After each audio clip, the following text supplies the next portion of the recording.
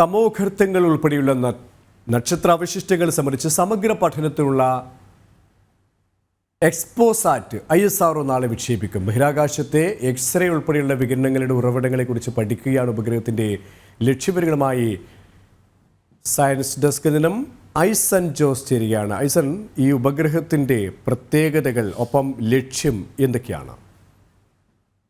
സുരേഷ്, തീർച്ചയായും ഈ ഉപഗ്രഹത്തിൻ്റെ ലക്ഷ്യം എന്ന് പറയുന്നത് മനുഷ്യൻ്റെ ഭൂമിയിൽ നിന്നുള്ള പ്രപഞ്ച പഠനത്തിൻ്റെ കൂടുതൽ ആഴങ്ങളിലേക്ക് എത്തുന്നതിനുള്ള സയൻറ്റിഫിക് മെത്തേഡുകൾ അല്ലെങ്കിൽ സയൻറ്റിഫിക് ബെഞ്ച് മാർക്കുകൾ സൃഷ്ടിക്കുക എന്ന വളരെ വ്യക്തമായ ഒരു ഉദ്ദേശത്തോടെയാണ് ഈ സാറ്റലൈറ്റ് ലോഞ്ച് ചെയ്യപ്പെടുന്നത്. നാളെ 9:10 ശ്രീഹരിക്കോട്ടയിലെ സതീഷ് ധവാൻ സ്പേസ് സെൻറ്ററിൽ നിന്ന് സ്വാഭാവികമായും ഇത് കുതിച്ചു വരുമ്പോൾ 656 കിലോമീറ്റർ പരിധിയിലുള്ള ഭൂമിയിൽ നിന്നും 656 കിലോമീറ്റർ പരിധിയിലുള്ള ഒരു ഓർബിറ്റിലായിരിക്കും അത് ഭൂമിയെ വലമിക്കുക എന്നാണ് ഇപ്പോൾ നമുക്ക് മനസ്സിലാക്കാൻ സാധിക്കുന്നത്. ഇതിൽ നിന്ന് നമുക്ക് ലഭ്യമാകുന്ന വിവരം അനുസരിച്ച് പ്രധാനമായും എടുത്തു പറയേണ്ടത് എക്സ്റേ സംബന്ധിച്ച പഠനങ്ങൾ, അതായത് ബഹിരാകാശത്തെ ഗ്രഹങ്ങളിൽ നിന്നും അല്ലാതെയുമായി എക്സ്റേ ബഹിർഗമനങ്ങൾ സംബന്ധിച്ച് പഠിക്കുന്നതിനുള്ള അടിസ്ഥാന ഉപകരണങ്ങളായ 2 ഉപകരണങ്ങളാണ് ഈ സാറ്റലൈറ്റ് ഉള്ളത്. അതിൽ പ്രധാനമായും എക്സ്പോസാറ്റ് പോളിക്സ് എന്ന് പറയുന്ന പൊളാരിമെട്രിക് ഇൻസ്ട്രുമെൻ്റ്, അതായത് ഇതിൻ്റെ എക്സ്റേയുടെ സോഴ്സിൻ്റെ ആ ഒരു ഘടന, അത് ഏത് ഡിഗ്രിയിൽ ഏത് മേഖലയിൽ നിലനിൽക്കുന്നു എന്ന ഒരു ജാമിതീയ ഘടന തയ്യാറാക്കുന്നതിന് വേണ്ടിയുള്ള വിവരങ്ങൾ ശേഖരിക്കുന്ന ഒരു ഉപകരണവും, അതുപോലെ തന്നെ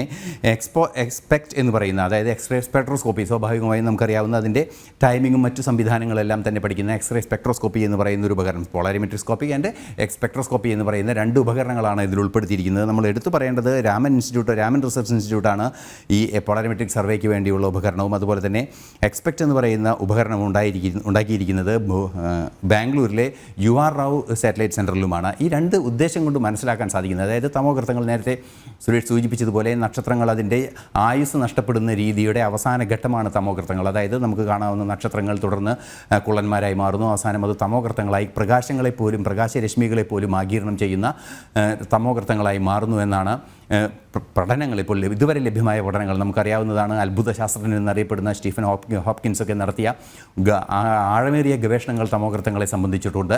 ഈ തമോഗർത്തങ്ങളുടെ സ്വഭാവം എന്ത് എന്ന് പഠിക്കുന്നതിനെ ഏറെ വെല്ലുവിളികൾ നിരവധിയായി നേരിടുന്നുണ്ട്. സ്വാഭാവികമായും അത് തമോഗർത്തങ്ങൾ, ഈ എക്സ്റേയുടെ ബഹിർഗമനത്തിൻ്റെ തോത് മനസ്സിലാക്കി കഴിഞ്ഞാൽ തമോഗർത്തങ്ങളിലേക്ക് സഞ്ചരിക്കുന്ന നക്ഷത്രങ്ങളെക്കുറിച്ച് അറിയാൻ സാധിക്കും.